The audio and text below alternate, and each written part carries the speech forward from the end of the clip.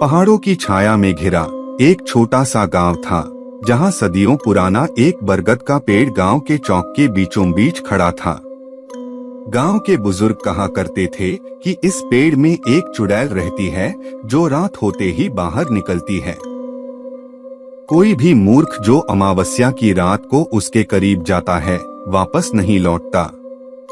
अजय शहर से पढ़ाई करके लौटा हुआ एक युवक इन कहानियों को सिर्फ बूढ़ों की बख्ताली मानता था।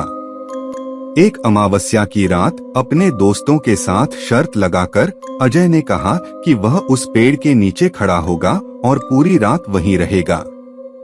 उसकी डींग सुनकर उसके दोस्त डर गए, लेकिन अजय अपनी जिद पर अड़ा रहा।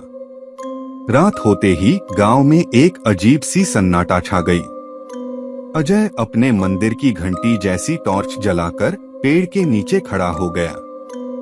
हवा में एक खौफनाक सी शीतलता थी।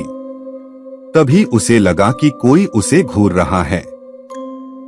उसने ऊपर देखा, लेकिन पेड़ की घनी टहनियों के सिवा कुछ नहीं दिखा। कुछ देर बाद उसे किसी के हंसने की आवाज सुनाई दी, बिल्कुल बूढ़ी औरत जैसी। आवाज पेड़ के हर तरफ से गूंजने लगी। अजय घबरा गया। उसने चारों तरफ देखा, लेकिन अंधेरे में कुछ भी नजर नहीं आया। तभी अचानक टॉर्च की बैटरी खत्म हो गई और अजय अंधेरे में अकेला रह गया। डर के मारे उसके पसीने छूटने लगे।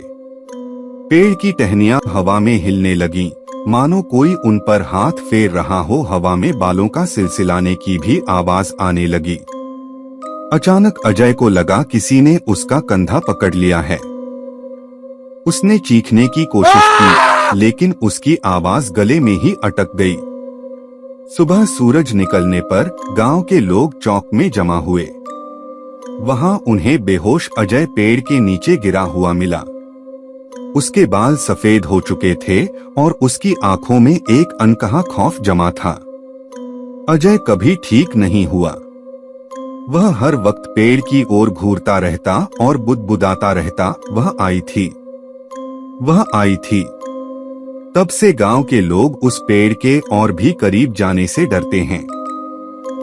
रात में अमावस्या का सा सन्नाटा छाया रहता है और कभी कभी हवा में बूढ़ी औरत की हंसी सुनाई देती है, मानो चुड़ैल अब भी वहीं मौजूद है, किसी और बेवकूफ के इंतजार में।